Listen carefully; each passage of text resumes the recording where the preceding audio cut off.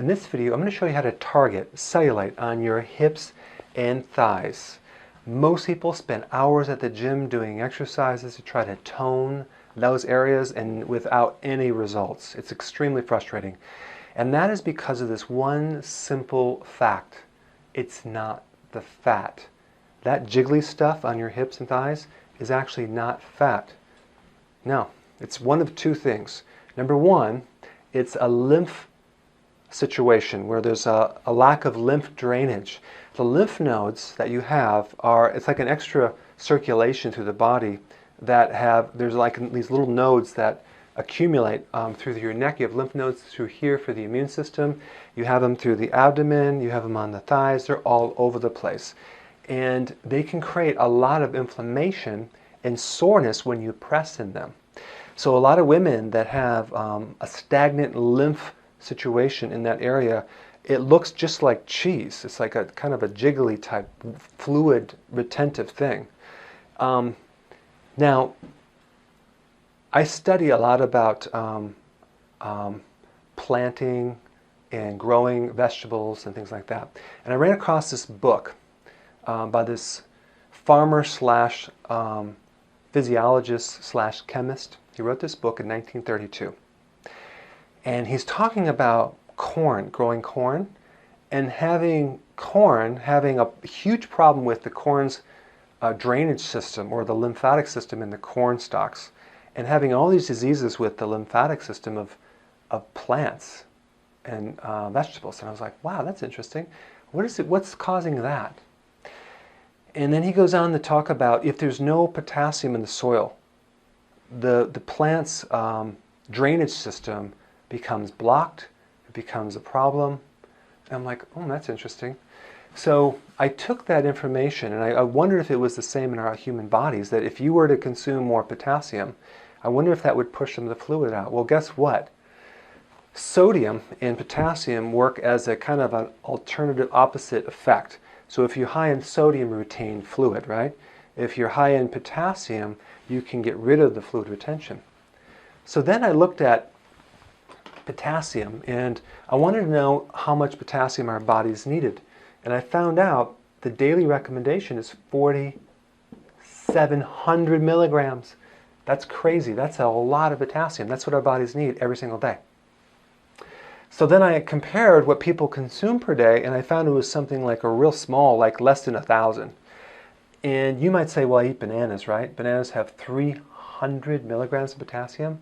Well, guess what? You need 4,700. You'd have to have 12 bananas a day. So right there, that told me that hardly anyone is getting enough potassium. And if you have lymphedema or swelling or edema or fluid in your lymph and you're not getting potassium, no wonder it's not working.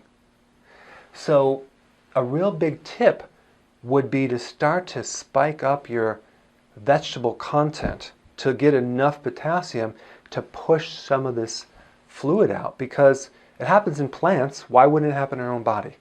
Potassium is a real hard mineral to get too.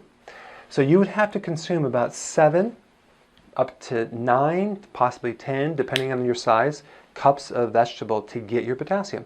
So here's what I recommend. Take a blender, put some kale in there, put some spinach in there. Beet tops, by the way, have the most potassium out of anything on the planet. Yeah, those little green things off the beet tops, and you cut those off and you put those in the blender and you start blending. You don't juice it, you blend it. Put a little bit of berry in there, maybe blueberry, maybe strawberry. Blend it up with water. Drink one of those a day. Like fill it up here and then drink half, and then drink another half the other part of the day. Maybe add some avocados to there. Start increasing more potassium to your diet. If your problem is lymphatic water retention, and then that problem will go right away. So that's one step right there. So try that. The other cause of cellulite usually happens when you get in your 40s and your 50s, when you get close to menopause.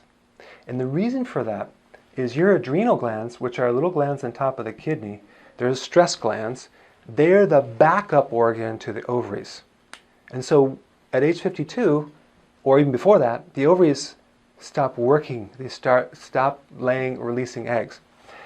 The adrenal gland, because they make the same hormones, start having to do more work, and they start backing up the ovary.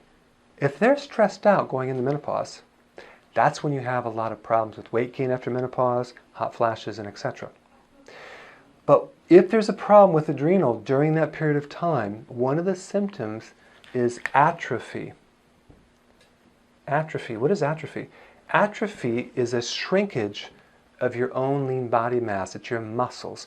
Your muscles break down. Your muscles turn into mush. They don't get, it's hard to tone them. So you can have either, that cellulite could be a fluid situation, or it can be an atrophy situation where you have loss of muscle, not because you're not eating proteins or exercising, simply because hormonally it's very destructive on your protein. So what do you do? For that situation, you would want to strengthen the adrenals. Find something that targets and strengthens these adrenals and improve them. And part of that is sleeping and doing the right exercise and aligning your lifestyle with the support of the adrenal. But this is what I'm trying to say is I'm trying to say, instead of just trying to burn off this so-called fat on your hips, why don't you just fix the adrenal? It's a lot easier. Okay, so those are the two underlying reasons for cellulite, and I want you to, apply some of the stuff I just showed you and let me know how it works. Okay, hope that helped. I'll see you in the next video.